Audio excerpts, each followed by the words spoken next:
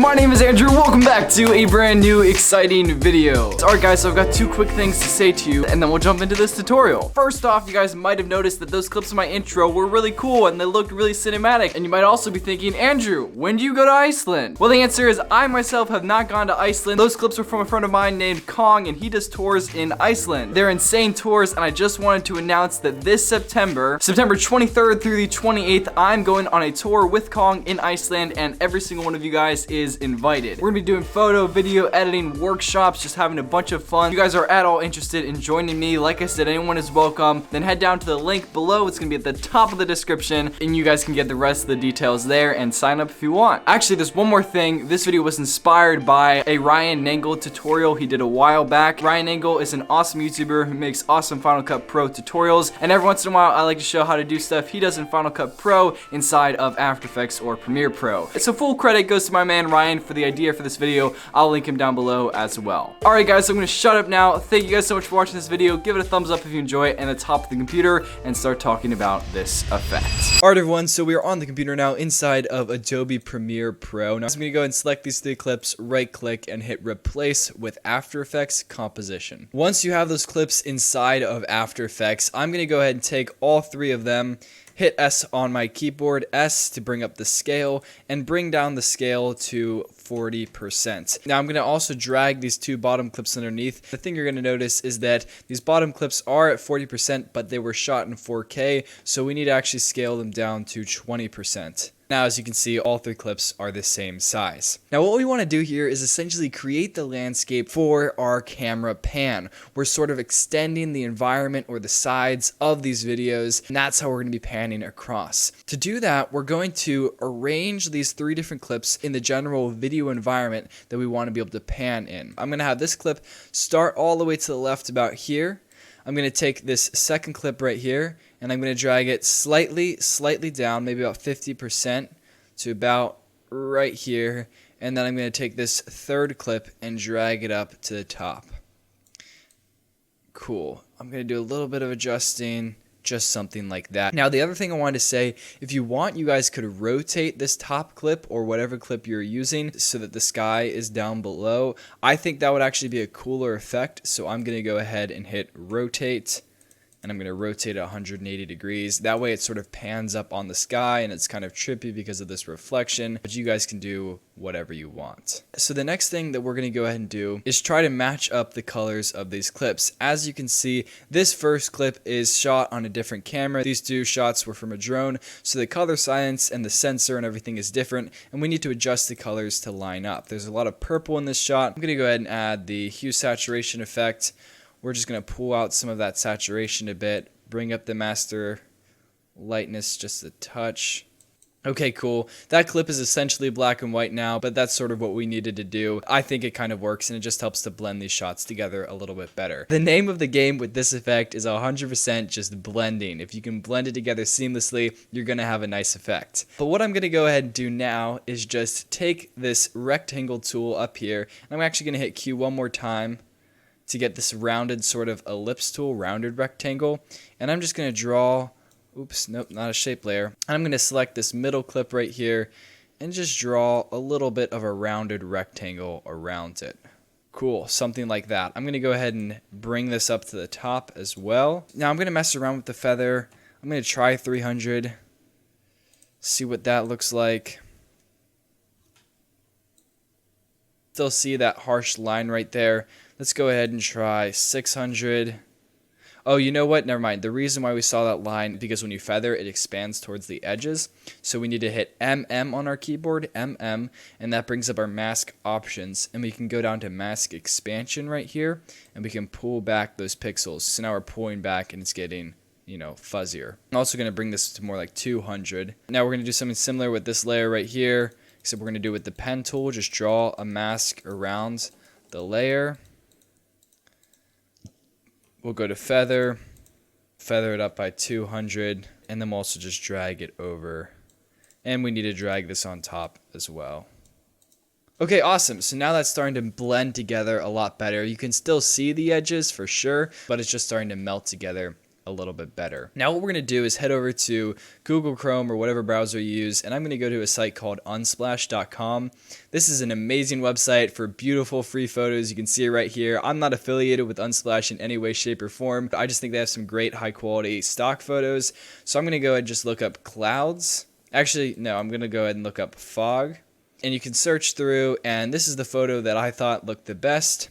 Was the fogs, and you can see we can key out the background nice and easily. So I'm going to go ahead and download it real quick. I just want to say Nathan Anderson, shout out to him. You guys can follow him, it looks like right there on Instagram at Nathan Anderson. Crediting isn't required, it says, but it's appreciated. So definitely go check out his work, and just shout out to him, man, because you're the real one. So I'm going to go ahead and drag that photo in. We'll scale it down, and because the background is black, we can actually hit toggle switches and modes and change the blending mode to screen, and that's going to sort of key it out for us. Okay, cool. So I hope I'm not going too fast. I'm trying to go a little bit slower in this tutorial, but we're going to go ahead and scale this down to about right there, and we're going to do the same thing we've been doing. We're just going to draw a mask around this, and you already guessed, so we're just going to feather it up.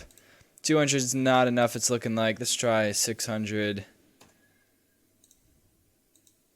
Pretty close. And then let's go to mask expansion and bring that back. Feather it down as well. Cool. So now you can see we've got this sort of blending together. I'm going to go ahead and duplicate this real quick. Drag it over. I'm going to rotate it. So now we're actually getting pretty close, but you can see it just doesn't look natural, like at all. You can totally see where the edges are and what's going on. What we have to do is color match these things. So the way I'm going to go about it, and you can do it differently if you want, but I'm going to go ahead and add the curves effect to this file, and I'm just going to brighten it up like a good bit, and we're just trying to get these whites in the background to mesh, to blend with the whites of this cloud right here, or the fog.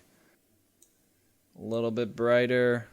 Okay, cool. So right there you guys can see I can't really see the edges of it anymore. I'll go ahead and copy this curves effect, drop it down on top right there, and then we'll drop it on top of this layer as well. Looks like we lost some of the detail in this one, so we'll bring the shadows back maybe a bit. Let's see.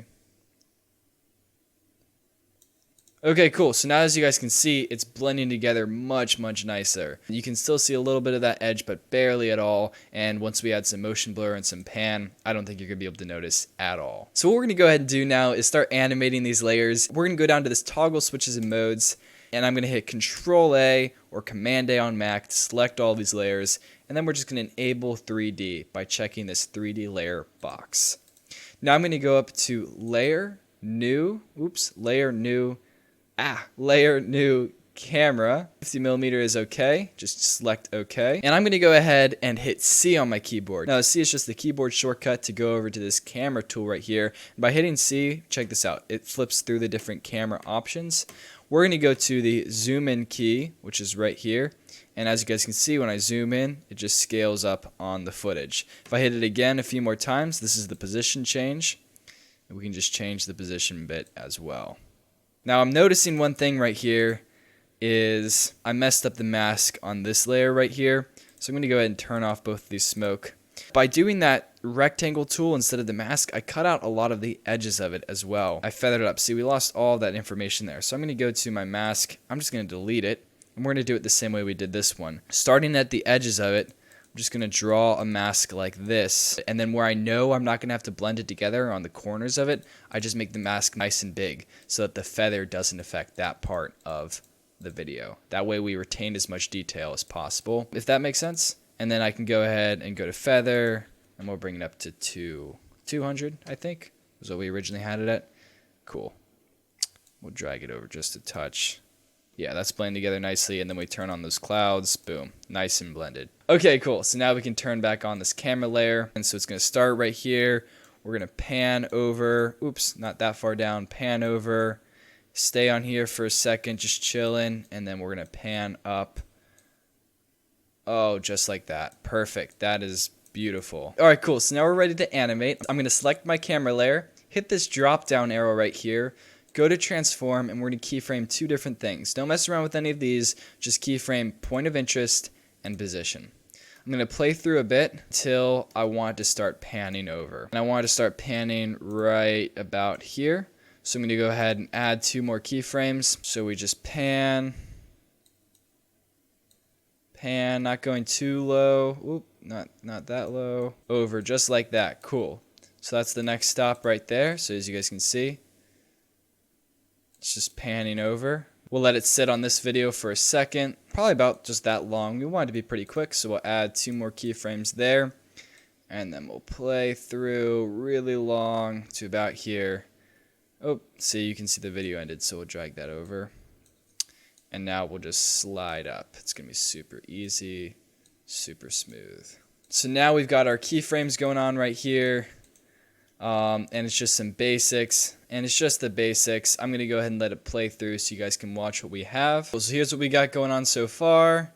Pans over really slowly and robotically, but you guys can see the general idea. What I'm going to go ahead and do is select all of these different keyframes and hit F9 on my keyboard, or you can right click on the individual keyframe, go to Keyframe Assistant and select Easy Ease. Now what we're going to do is head into this little button right here, which is the graph editor. If your graph editor looks like this, you're in the wrong spot. This is the value graph, and you're going to go down to this drop down button that says choose graph type and options, and we're going to select edit speed graph. So I'm going to go and select just the top row of keyframes, head back into the graph editor.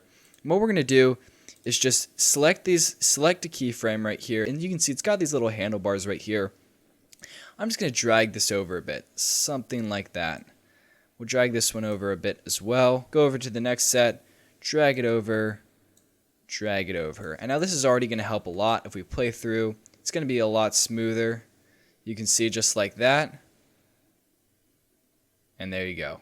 Now we're done. So it really is that easy. It's looking really, really smooth. So now the last thing I'm going to go ahead and do is add an adjustment layer by going up to Layer, New, Adjustment Layer. Now I'm going to go ahead and add the CC Force Motion Blur effect, and that's going to go ahead and help to clean up just some of these transitions right here, clean up some of the spots that we kind of messed with. So I'm going to go ahead and RAM preview, and we can watch back our work.